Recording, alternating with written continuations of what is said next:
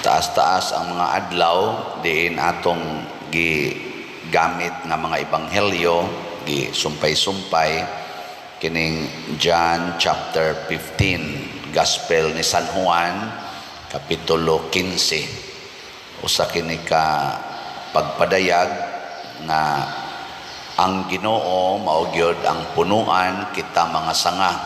Nya kani karon mga pagpasabot unsaon nga magpabilin tas Ginoo.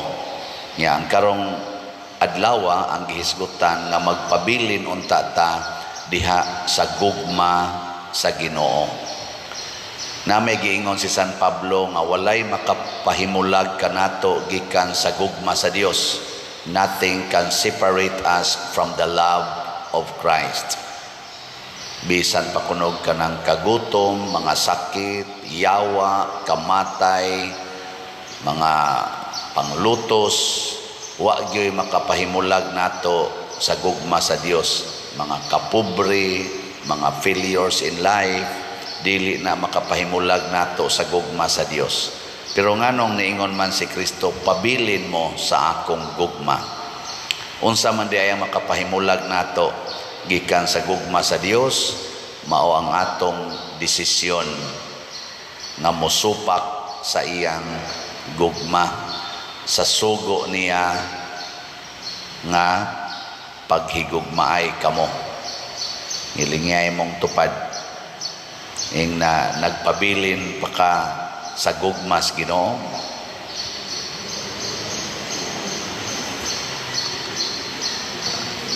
Kinsa to'y magpabilin, matud pa ni Kristo, kung tumano ninyo ang ako mga sugo, magpabilin mo sa akong gugma. Pareha gud anang inahan, di ba, sigihan man na inyo halok-halok ang inyong anak, no, kanang gamay na halok-halok, higugma jud kay mo ana, love kay ninyo.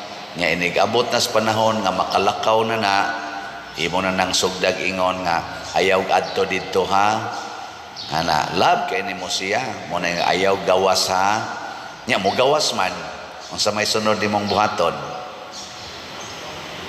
ha, unsay sunod sakasakahan nimong imong tingog ingnan ti ka ha, ayaw gawas ana nahigugma pa ka na wa na nahigugma pa, oy kay ni gawas man noon, wag yapon mananghid. Ang sa may sunod, makusian yun, inanti ka ba, ayaw gawas. Nahigugma pa ka, ngayon mo naman ang gikusi. Wala na. Yang anong nawagtang man tong imong gugma nga imong sige halok-halok, sige imong hapyod-hapyod, kay nisupak man. Nisupak man. Ang makapawagtang nato gikan sa gugma sa Dios mao ang atong pagsupak-supak. Lingiag usab imong tupad na sige kag supak-supak. Ana. Ilhan man na nimo mga masinupakon kay magkusmod ang naong. Kay ang resulta di ay kung magpabilin tas gugmas Ginoo matud pa ni Kristo mahingpit ang inyong kalipay. Sa ato pa, permanente tang malipayon. Pero kung pananglitan ganig musupak na tas Ginoo, ang resulta sad, mawagtang pod ang atong kalipay. Maor ginadiha. Nyawa may usa na to dinhi nga nangandoy nga dili malipay. Maobitan na sige mong kolor ana inyong buhok, sige mong kiskis anang kilay, pamalit gid anang mga butang nga kunuhay makaayo, mangutang pagyod kay gusto laging malipay.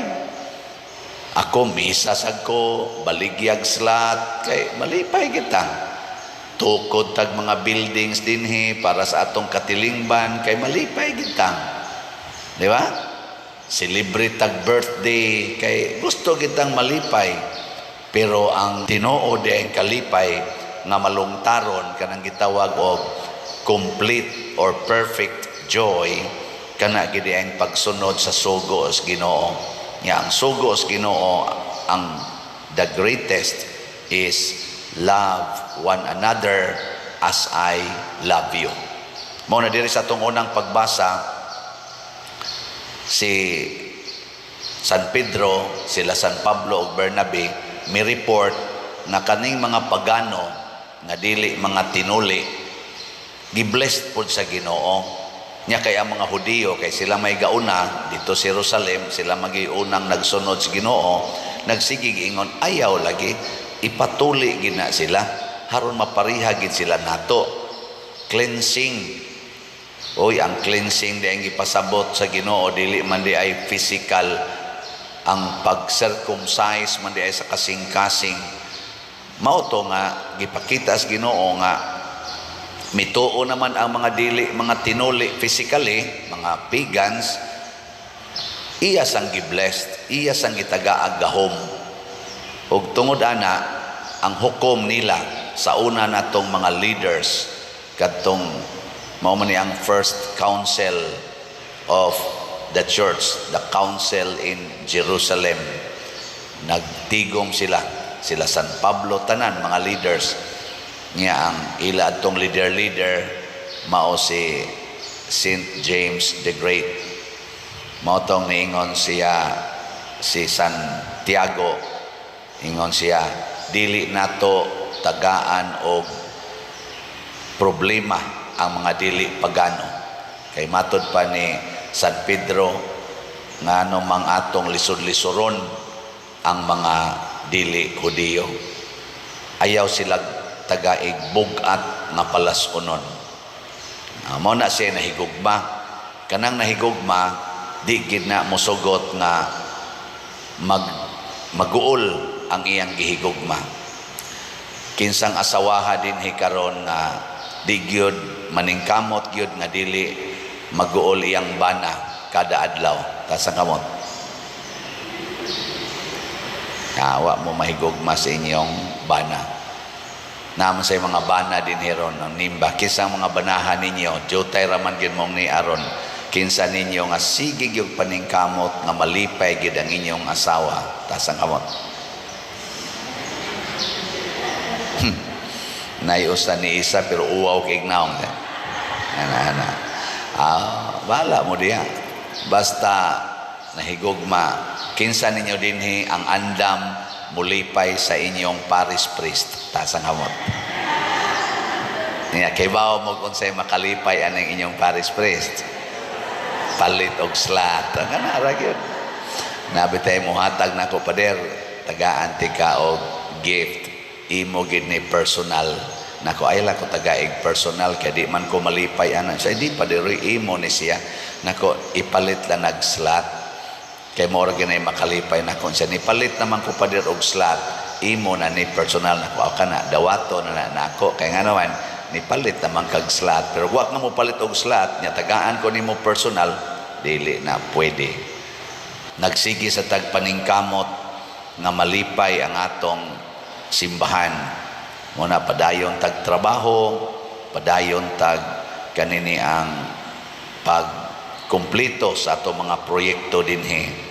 Atong kumbinto, gitrabaho na ron ang atong sugdana, ang atong elevator pag-install, about to finish na sad ang atong kitchen, niya ang office, mao karoy gi-finishing tong opisina.